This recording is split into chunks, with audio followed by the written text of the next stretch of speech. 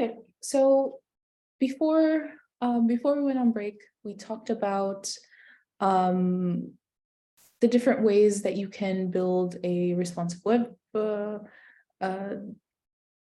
website and different units that we can use to um, to use them as like a point of modification for certain fonts. So so you can use the height and the width of the device to make sure your components are scaling based on that. We also talked about Ms and Rems, which allow you to modify font size. And then we also talked about Flexbox, which helps with like moving elements around in your website based on the different sizing. So if all of these techniques are not sufficient to make your website responsive, then you might want to use something called a media query. Media query. So media queries let you apply completely different CSS based on certain properties of the device. So we typically primarily take width as our kind of breakpoint. And uncommonly, you might also need to use the media queries to add or remove relevant elements when displaying your page on devices with like either certain sizes or if there's screen readers or printers. Let's say you have a website and you want to make sure that as a print, like if it's going to be printed, it's not taking the nav bar or something like that. So that's one way to use media queries. But yeah, let's see an example of this.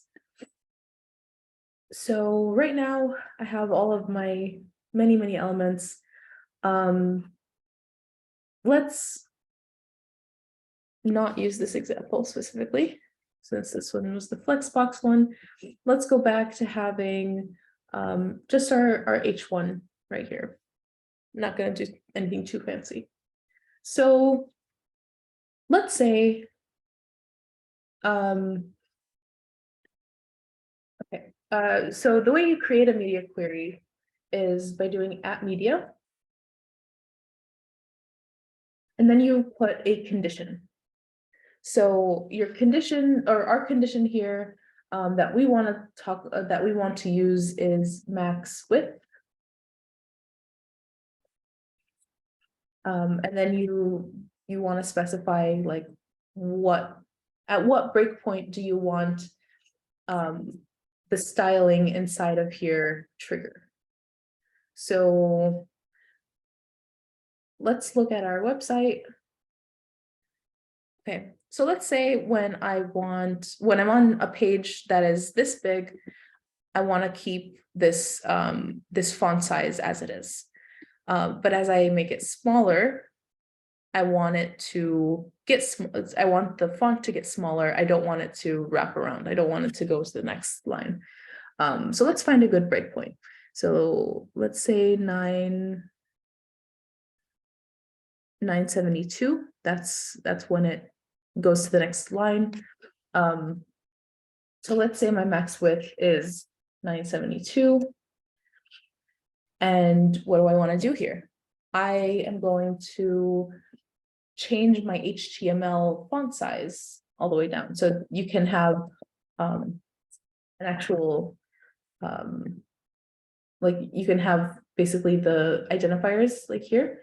You can put them in here and specify that my HTML element is going to change its font size to, so we know that the original is 16. Let's say we want it to be 14 pixels. So if we go back here and here, our size is still 16. It didn't work. Hold on. What did I? Oh, because I had accidentally put this. Okay, so let's remove this, or we can make it back to 16. Okay. So if we remove that, the automatic page size is, or the font size is 16.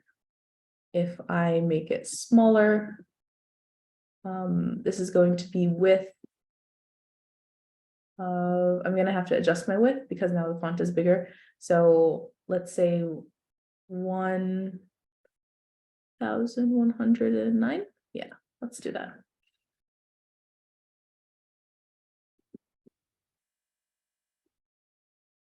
Or 1110. Okay, so now we see we're making it smaller, we're making it smaller. Nothing happened. Why did I do the media query wrong? When I look it up online, Oh. the media query has, oh, well, maybe that's the issue. Yeah, I forgot But to specify that this is pixels. but I also see like it says media screen and then it has the minimum width statement, but Yeah, it should be, you should be able to use it without it. okay. Yeah, so let's see. We go back. Okay. Now it got smaller. Cool. So when it hit the breakpoint of 1110, see, it gets smaller. And let's say at 973, I want to make it smaller again. So I can make another one. 973, and I can bring it back or bring it down to 12 pixels. So if I refresh, start off with the big one, it's smaller, it's, did I not put the pixels thing again? Yep. Should have learned. Okay, so now it gets smaller again. And you can basically allow the adjusting of what is it called? It's basically automatic. So whenever the screen width is detected to be this, it'll do everything that you want it to do here. So if I wanted, let's say, when the screen gets to this size, I want a certain element to disappear. So just gonna call it hiding element. And you can say display none. And let's add an element here.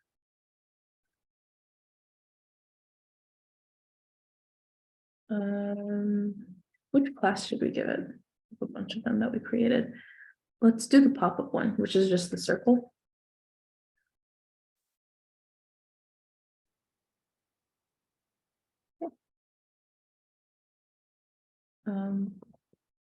There's something here. I don't think we really need it. Okay, let's refresh. So here the media query edits it if it gets smaller. So, okay, I added the pop-up class, which created the circle styles, but I didn't actually use the hiding element class. So let's add that here. So basically, if I get to a size that's lower than 973, it should disappear. So if I refresh, let's see, it's getting smaller, smaller, 972, and it's gone. So media queries are a cool way to basically just set a breakpoint or like a certain condition, and when that condition is met on the viewer's browser, then things will change based on that. Any questions about media queries?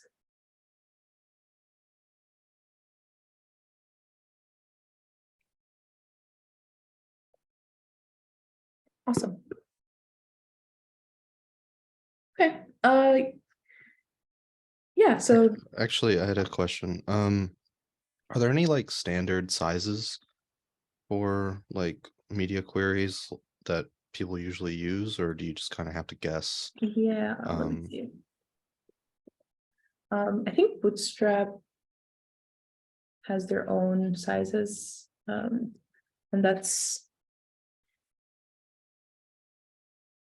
yeah, so a lot of times like 1200 pixels is like a large like a large screen, and that's a breakpoint. This is a breakpoint, this is a breakpoint. Sometimes it's based off of like actually, let's see, CSS breakpoint.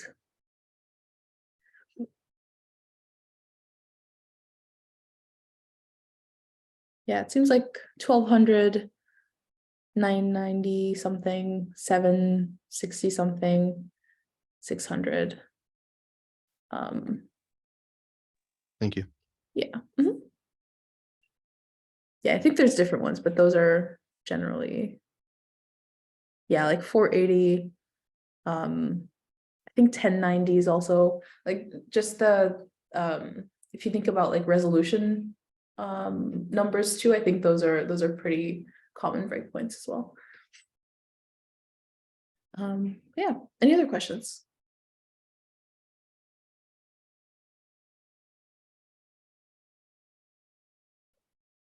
Okay. So Question really quick. Could you go over where the circle came from? You brought it back in. where the circle came from? Yeah. Where's the code? Okay. I just added the pop-up class that I had created. I should probably call it circle. That would make much more sense. I should call it purple circle. I'm saying that 10 times. Okay, yeah. Did that answer your question, Jody? Yeah, so you made the class. I've never seen that before. So you made the class in the CSS, and then Mhm. you put it in the div, and it showed up. Mhm. I'll go over it. Maybe it's something I'll go over it. Yeah, if I can leave this open if you want to copy the. Yeah, you're fine. Yeah. Okay. All right. So before the break, we were also talking about like layout and having things kind of be sectioned into columns and rows. So the CSS grid system is pretty decent, but it has certain nuances or things that you have to care about. So typically using Bootstrap is an alternative. So Bootstrap gives you its own grid system, and it makes putting elements into columns and rows much easier. So let's see an example of that.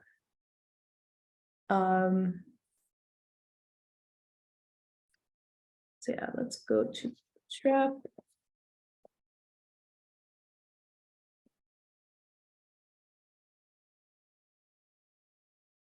Okay. So there's regular Bootstrap, and then there's React Bootstrap.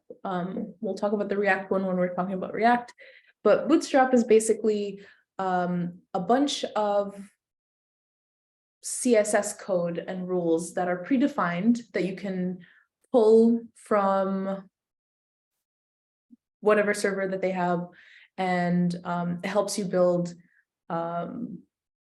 your layout. It helps you build responsive design.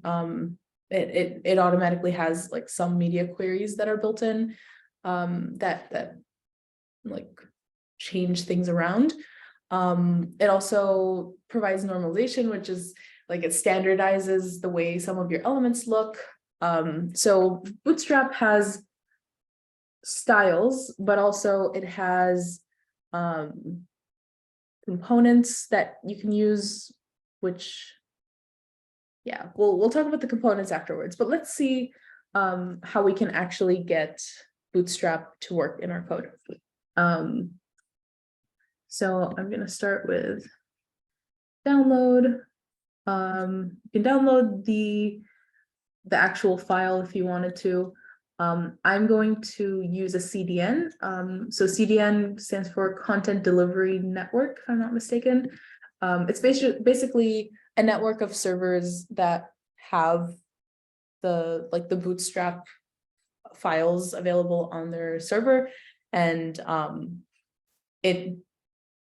it's a network because it'll just give you a file that is closest to you, that is most available. So if they had their files on one server and that server became unavailable, it's not a good experience. So the entire delivery network makes sure that people have like closer servers that they can grab the information from. So let's see.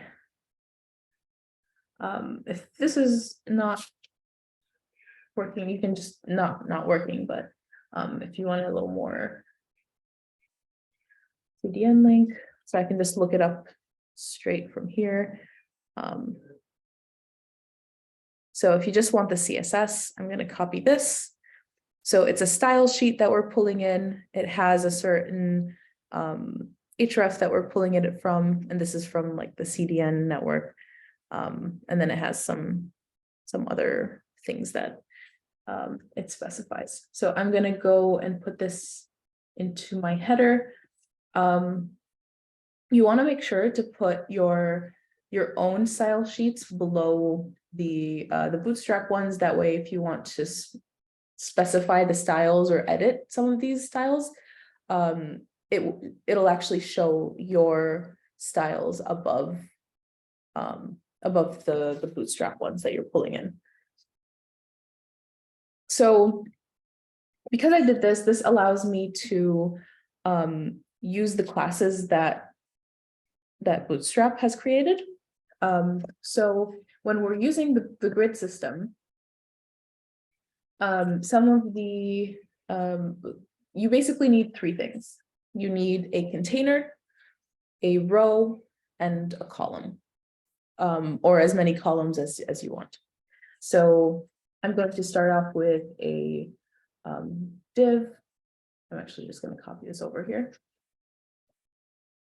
Okay, so my first div has class container on it, and container is coming straight from Bootstrap. My second one is going to have a row. So you can only put columns into rows and have it actually like work properly. And then I'll explain what this means. But basically in Bootstrap's grid system, it uses a 12 column layout. So each row, the like 100% of the width is 12 out of 12 columns. 50% is 6 out of 12. And it just allows like a bit of an easier chunking to the columns. So let's see what happens here. If I make, yeah, so here we have two divs. I'm going to add some styling just so we can see like a border of it. So I'm going to choose maybe this stuff.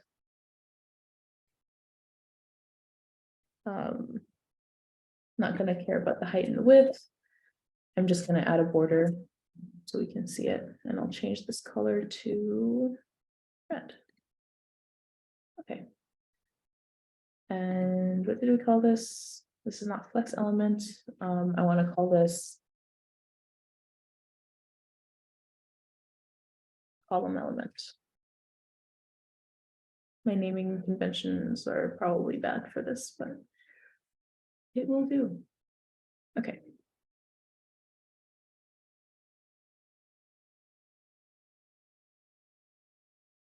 So now we can go back here. We can check on this. I'm going to remove this big circle. I don't want the circle anymore. And see what happens.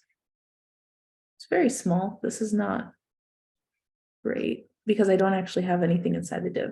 So let's say this one is my left column. This is my right.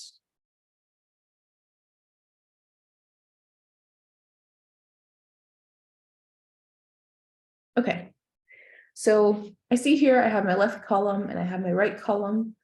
When I was specifying the styling for this column, I specified a number. So you can do it without it. So the columns, for them to fit perfectly on a row, they have to equal 12. So this is column size 4, or like this is 4 slots basically, and then the second one is going to take 8 slots. So if we look at this within that div, this is taking 4 slots and this is taking 8 slots. So if I were to swap these, let's actually do like 5 and 5. Let's see what happens. Okay, so not the entire thing was filled. What if I had another one?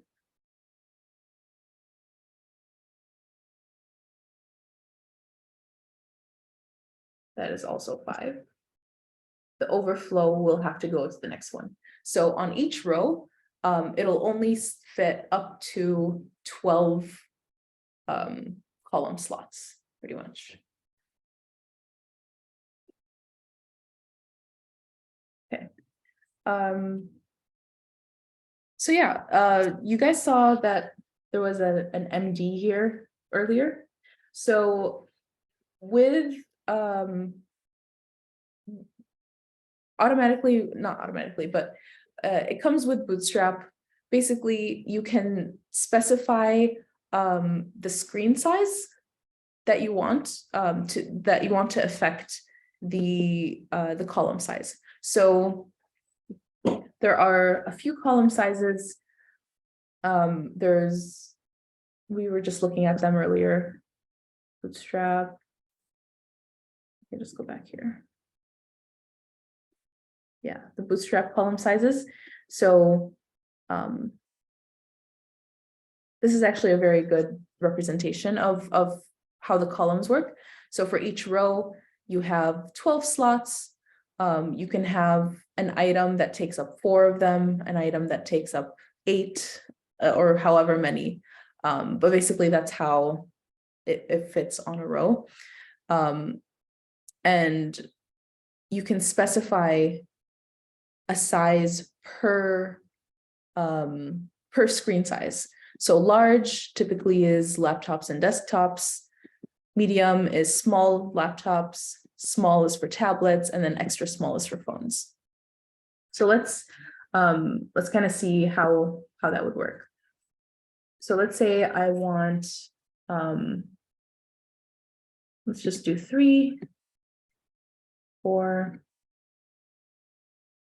and 3. And let's make this for, I don't know what size my computer is. It might be large, it might be medium, but let's do large for now.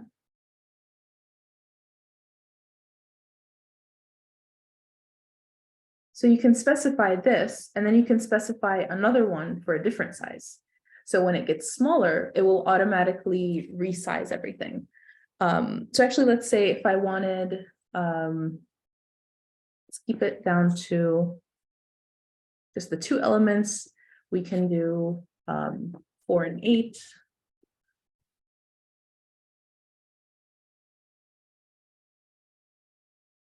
Four and 8. And then I can specify for a small, I would want to swap them. So I want the other one to be 8, the first one to be 8, and then, nope, that's not what I wanted to do. And the second one to be, let's look at that. Okay, so left one is 4, right one is 8. Then so this is a large size. If I keep making it smaller, there's a certain point around 991 where it flips, where the left side becomes 8 and the right side becomes 4. And we can actually inspect this and see that, see, where's the CSS? Yeah, so this media, so Bootstrap has their own media query, basically, that when it hits the medium width, or sorry, the minimum width of 500 something, it goes to the small. And then for the larger one, if I make this bigger, this is the one that gets called. So the minimum width of 992, which is used for large elements. Yeah, so how does this actually apply for divs that we want to, maybe for a large screen size, have, like, we want 4 in a row versus we want 3 in a row if it's a smaller size. Let's simulate that. I'm going to grab all these divs, and instead of these, okay, so these are just a bunch of divs. Let's say for a medium screen, I want it to be to take up 3 spaces. If it's a small screen, I want it to take up 4. So if it's a medium screen, that means if each one is taking 3 spaces, that means there's going to be 4 items. And then on a small screen, it would be 3 items. So let's refresh. I did something wrong.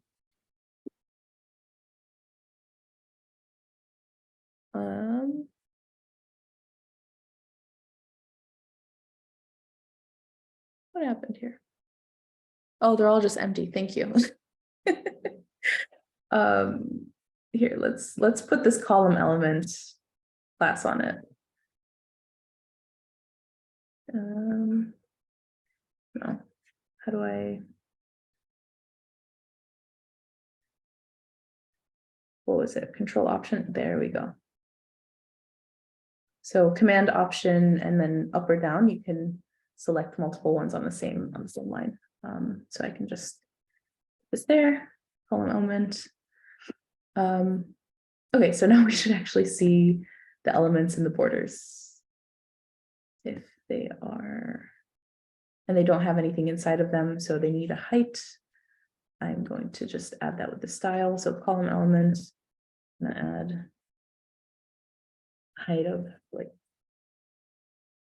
30 pixels. I don't know, doesn't matter. Okay. Okay, cool. So let's see. So this is, I would say this is like a large to medium size. So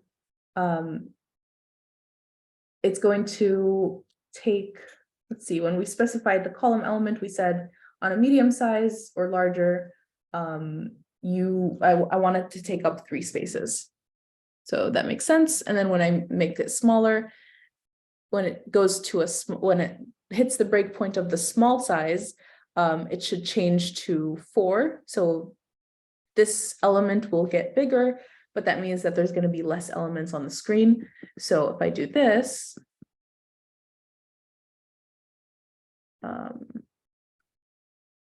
there we go. So yeah, this one just got smaller. It didn't really change anything. There was a breakpoint though, if you noticed, like this breakpoint is probably for medium, that one was for large. So it didn't change how many columns or how many slots it was taking, but it changed the size overall, which we don't really have to worry about. But basically our breakpoint is when it hits small, which we keep making it smaller. Then there we go. So now we have 4 rows of 3 items instead of 3 rows of 4. So I think that might help. Was it Dave that you were talking about this, or Nick from yesterday? But yeah, and then if it becomes way too small and there's not enough space on the screen, this is automatic behavior. It just goes all like one right after the other. There we go. So maybe that's written extra small. So let's see if we can modify that behavior. So let me do this same thing. So column extra small. Let's make it 6. So basically there would be 2 elements if it's smaller. Let's see what this does. Okay, so here this hits. Didn't refresh the page, or did I? Okay, that's a breakpoint. Okay, it might. Yeah, after a certain point, they might have built-in stylings that height, position.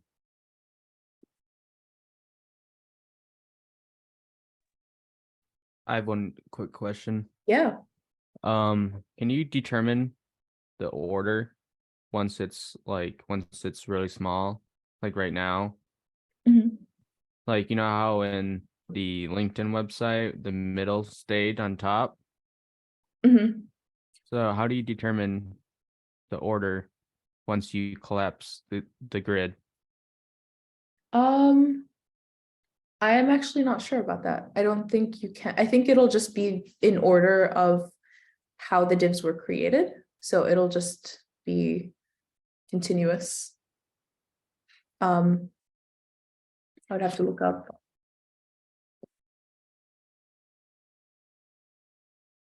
Determine order. Order of columns.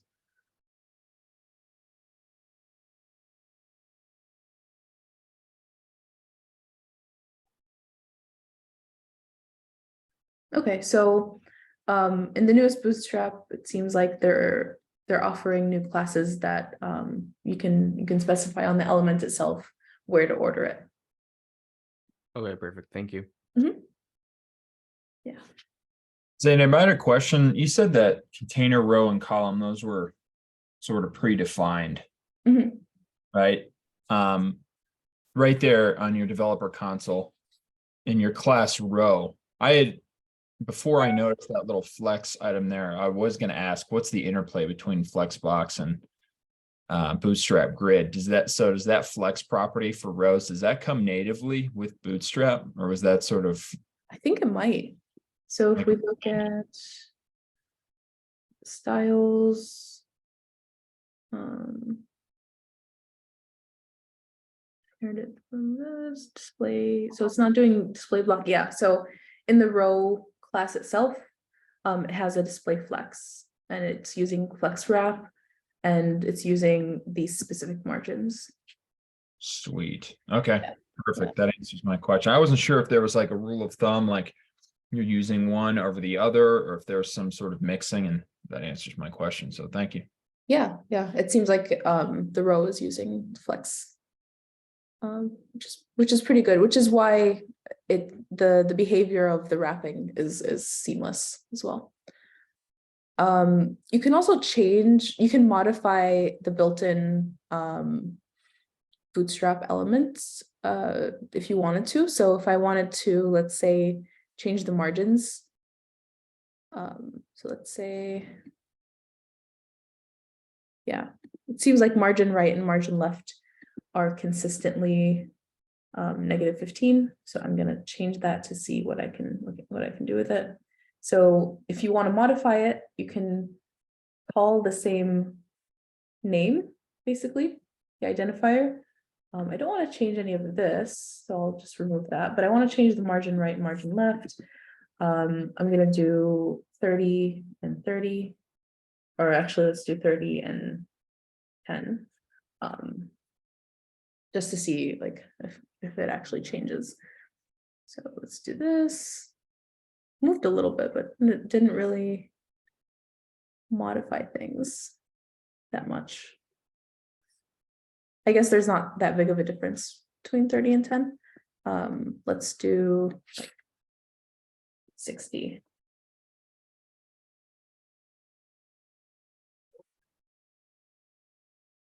Okay. It changed things a little bit. So here, this one's a little smaller, this one's a little bigger. Yeah, so basically you can overwrite. You see here, display was used because we didn't overwrite it. So the flex wrap, those were the same, but now because we wrote our own row and added margin right and margin left to be changed, now these are crossed out, the ones that are built in, and it's using ours. And it's doing that because we not only specified it in here, but we also put our link, our style sheet link below the Bootstrap one. So if I had swapped them, let's see if it actually does anything.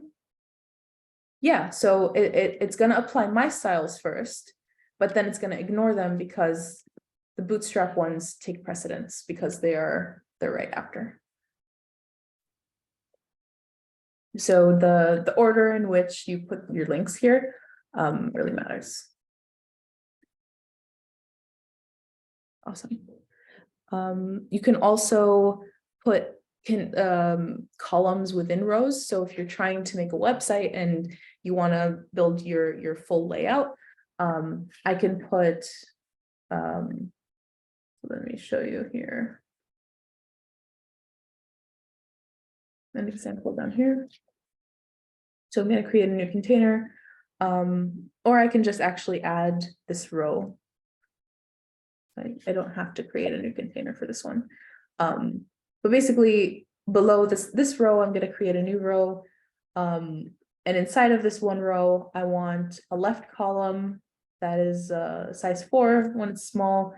And then I want another column, and the right column contains another row that has a left and right column within it. So we can see what this looks like. I think it needs also some borders. So I'm going to use this again, just because I want to see. Actually, we can check it out first and see. Yeah, we can't really see the sub stuff. Here.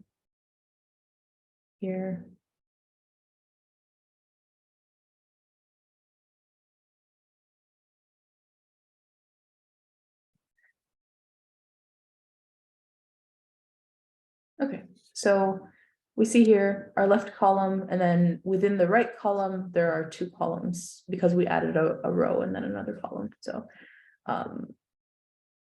yeah, you can nest them, and that's how you can build a little like a more complex layout.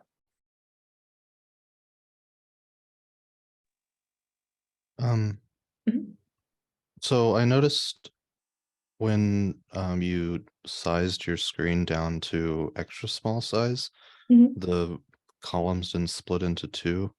I think because it seems like you're trying to split it into 2 Mhm. for the extra small size. I think after looking at the documentation Mhm. that the class is supposed to just be column 6 instead of, because the extra Oh. small is So the column is the default, basically. yeah. Let's. And that might work. I'm just wanting to see it work Yeah, because try it out. it Thank you doesn't for seem looking like it up. it's working the way. We expected. Oh, there it goes. Okay, cool. Perfect. Thank you for looking that up. Yeah. Yeah, no problem. I was just curious. Yeah, so the one without is the default, and then the ones with specified like medium, small are going to be the ones that have the breakpoints.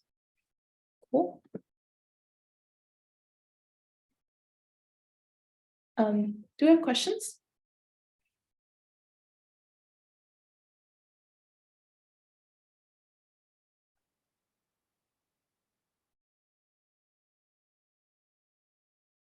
Okay. So Bootstrap allows you to use like the grid system that it's built with all the extra functionality.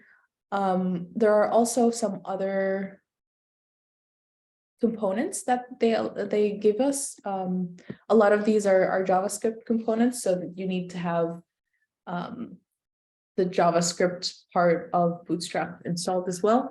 So not only the CSS, let's see, download compiled CSS and JavaScript. Okay, so for the JavaScript part, you're going to need the second one, which is the script tag. So the first one we took for the CSS, this one is going to give us like extra functionality that you might want. We haven't really talked about using JavaScript with HTML. That's going to be more of tomorrow's topic.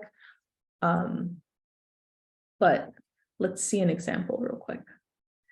So here, and now this will enable me to use the what is it called? The components that Bootstrap gives us. Let me see, docs. They changed it around a little bit, so I'm trying to remember how to get to the components. Components, there we go. This is not what I'm looking for. Layout, content. I'll link it in the chat. forms. Oh, here. You linked it. Thank you. Good job. Yeah, I think I was in the wrong. Yeah, you can get the components from here too. These docs are for version 2, which is, oh, the one that you sent was for an older version, it says. Yeah, I just realized Version that. My bad. 2.3, yeah. But yeah, I think this one is here. I just didn't scroll down far enough. But yeah, there's a bunch of really neat components that are already styled for you and are already that already have functionality. So you just kind of have to use them with the correct classes, and you can do this. So let's look at the buttons. So for a button, you're creating it has a type, and you specify what classes they are, and that basically what is it called, like determines what the CSS looks like for these buttons. So if I use this,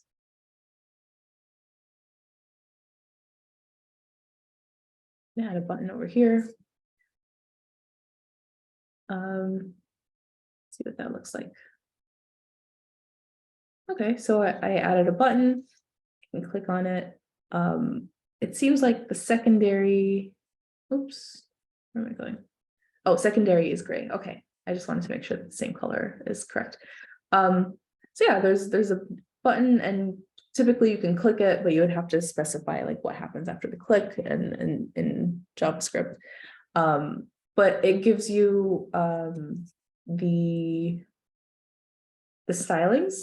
So if I inspect the button, we see that the button secondary and the button classes that we had to specify on the button itself do most of the styling for us. So if I wanted to change the background color from this gray to something else, I can look at where is the background color actually being computed. So it seems like button secondary is the class that takes care of that. And I can go into my CSS. I can specify button, was there a dash? Yeah. Secondary. And I want to change the background color. Background color to, give me a color. What's your favorite color, guys? Aqua.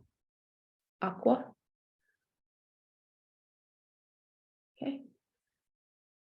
And if we go here, now it's turned aqua, even though we're using the CSS class itself, but we can override it. So yeah, Bootstrap is pretty cool. It's one of there are many libraries out there that allow you to do very similar things, where you can pretty much import all the stylings yourself and modify them slightly to what you want them to be, but it gives you a pretty solid starting point.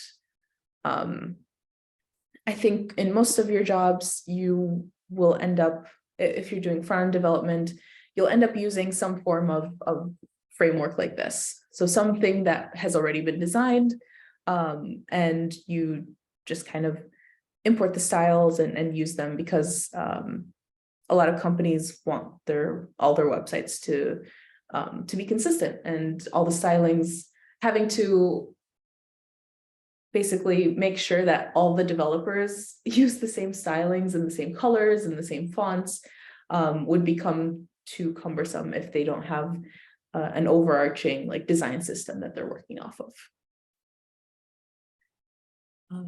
Yeah, questions?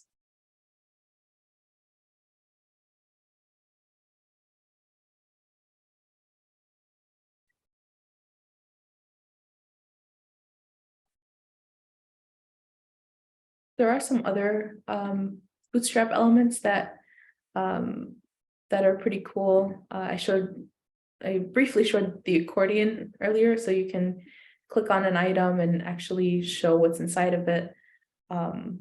Basically what it is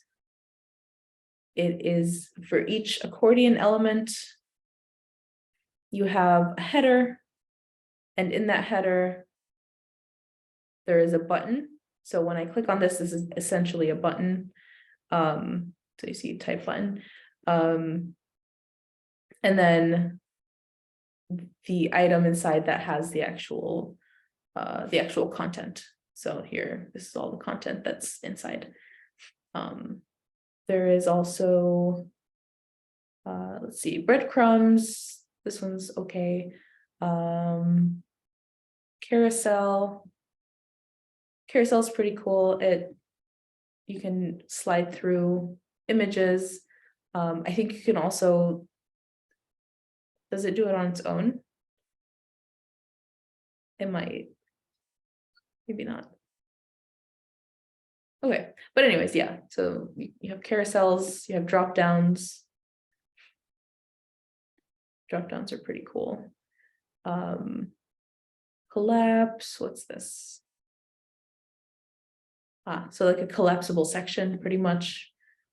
Yeah, there's a lot of pretty cool things. Also nav bars.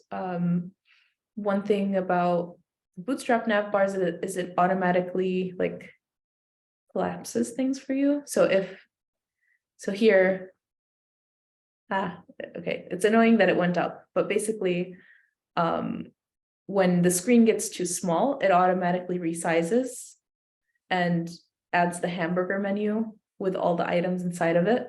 So you don't really have to worry about resizing your nav bar. The nav bar comes automatically with the resizing feature. What else?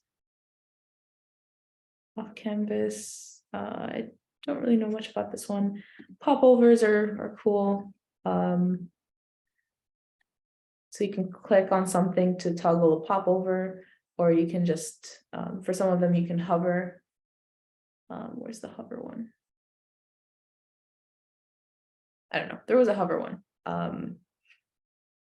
But yeah, so you can. That question on this Bootstrap stuff. Mhm. So is it mainly just like HTML? So I'm looking at it right now. It looks like it's just mainly like HTML. Like it has things kind of set up for us. But Mhm. does it also cover the CSS part? So the HTML is what you're writing. Bootstrap is mostly CSS. The components okay. themselves have CSS as well as JavaScript, because some of them, like on button clicks and stuff, you want special features. But yeah, like modals are pretty cool. It's basically like a pop-up. And so if you launch it, it's easier to use these components that are pre-created, because if you are creating a modal by yourself, you can easily do it, but not easily, but you can do it. But you have to consider a lot of things. So like this modal specifically, is already configured to, like, you can close it out from here, you can close it out from here. You could also just like click outside and it goes back. So sometimes if you don't account for all the edge cases, your website won't really have a great experience, user experience. But yeah, so mainly what Bootstrap is giving us is the CSS. So when we imported it, we imported the CSS link, and we also have the JavaScript part, so our button could work. So let's see if I didn't have this, and if I clicked on my button, what would happen?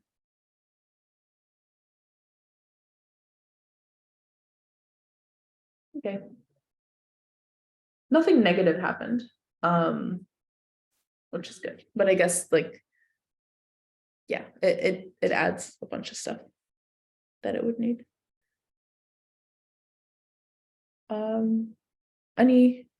Any other questions?